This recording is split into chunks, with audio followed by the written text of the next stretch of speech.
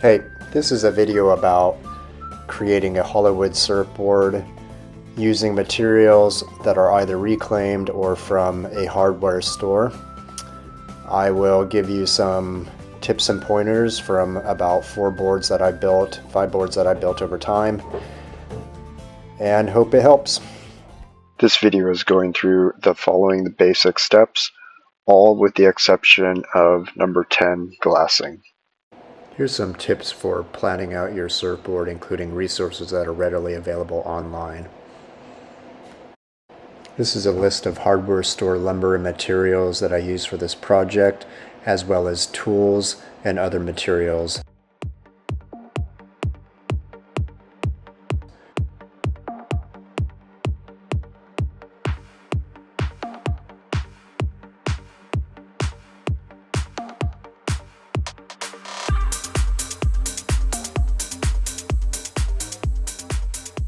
We're making a new wood surfboard, but before we go to do that, I'm going to show you two of my 3 builds here. You got a 5/6 on the left quad. You got a 8-foot single fin with a fabric inlay on the right, more like a glider shape, both pretty thin. I'll give you the weights later of the boards. They're heavy, but they ride and they're pretty fun.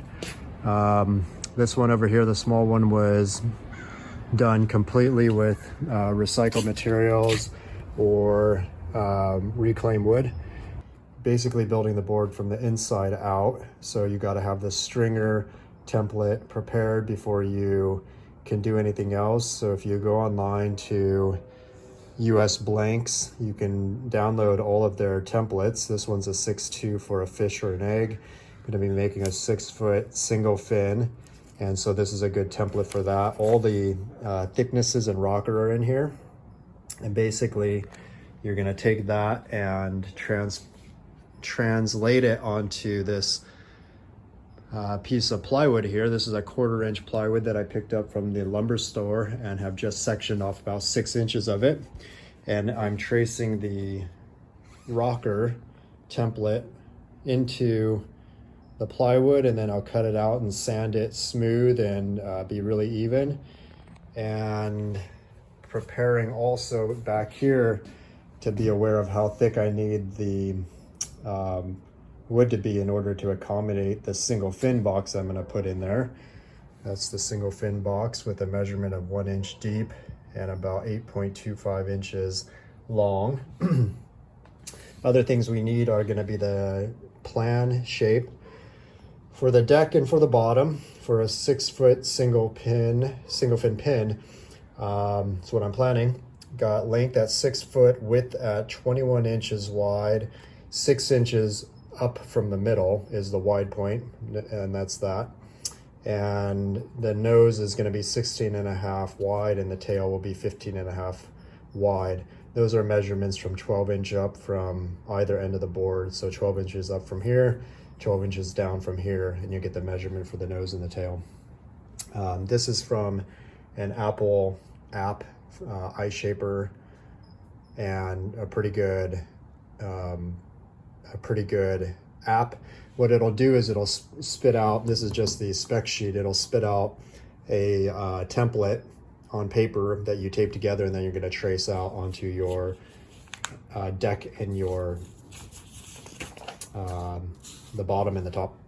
Okay, this is something else you're going to need. It's the green light resin calculation for board length.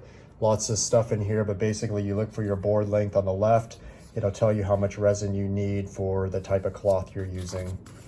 I'm actually not going to use cloth on this board. I'm going to try to do it without any cloth and see how it turns out.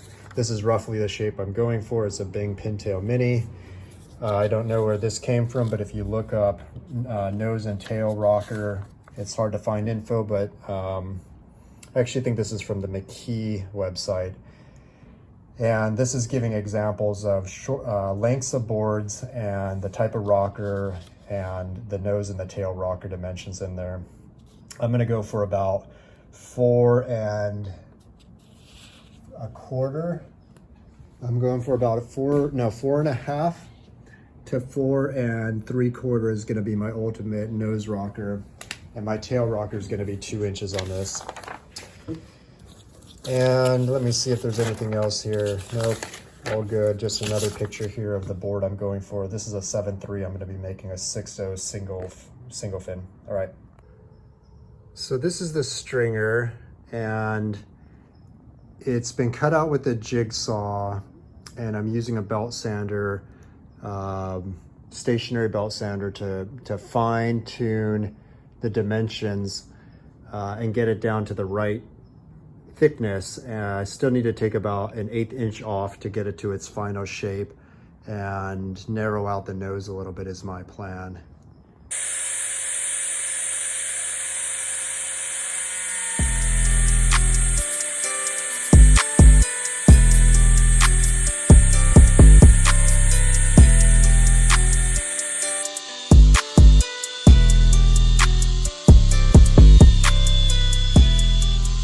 Right, this is the template for the bottom of the board.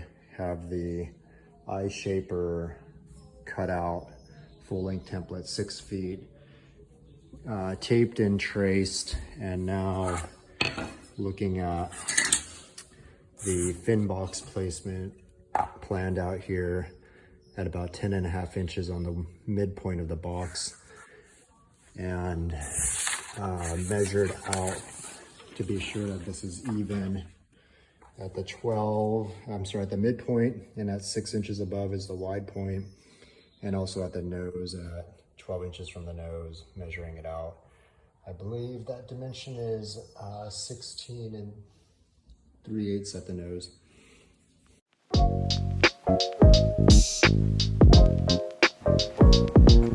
This is sanding the template. It's been cut out with a jigsaw, now taking a belt sander here and smoothing out the edges to the lines that are marked. Right? That's the template ready to go, and the stringer on the right. Next step, measuring out the spines for the interior.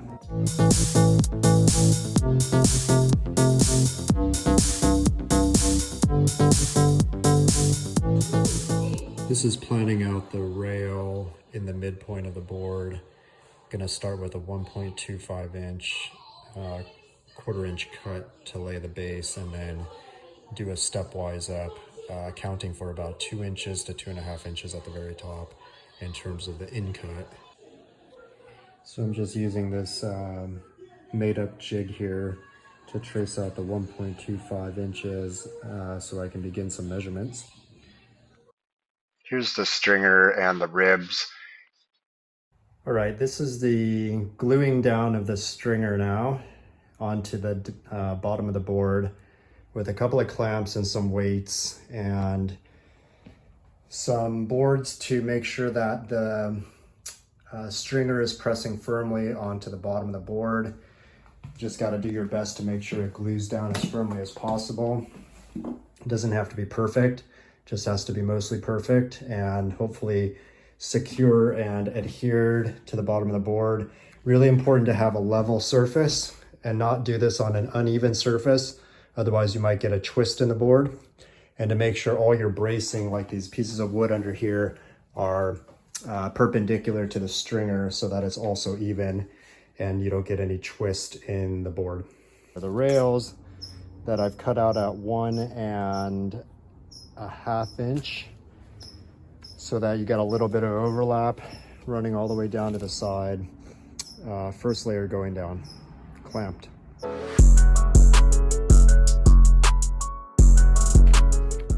So now we're gonna sand down the rails to be flush with the stringer, and also sand down the rails on the edge to be flush with the template on the bottom. All right, I got the fin plug in here. This is a fin plug and vent combination from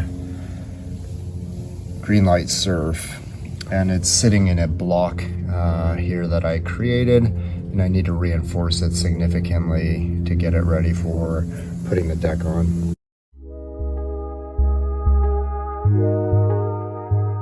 This is a example of fin box construction, and the next step is going to be assembling the top of the deck by gluing it down to the rails and the ribs.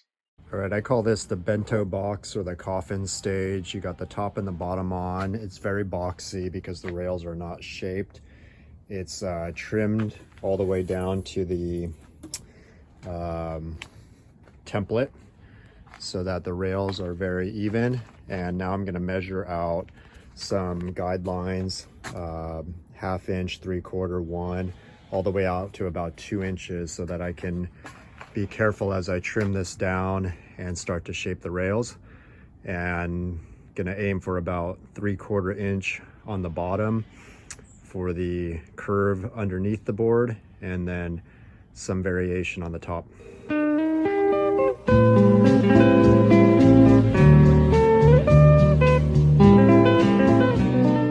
One other thing that's important to do is to mark on the rail here the amount of curvature that you're aiming for. This is at 3/4 inch measurement from the bottom of the deck, and that approximates the same board that I'm recreating here, the Bing Pintail Mini or the Bing Lotus. So for shaping these rails, I'm using a belt sander, handheld belt sander, and sometimes using a hand plane and some sandpaper, just taking it slow, making sure you've got even cuts on both sides, working from left to right, front to back, and keeping track of where your sanding lines are and the angles you're going for according to your rail design. Okay, rough sanding of the edges going on here.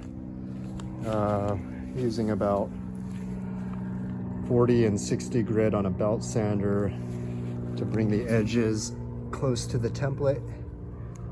And now need to do fine sanding and really fine tune the edges to exactly what we want.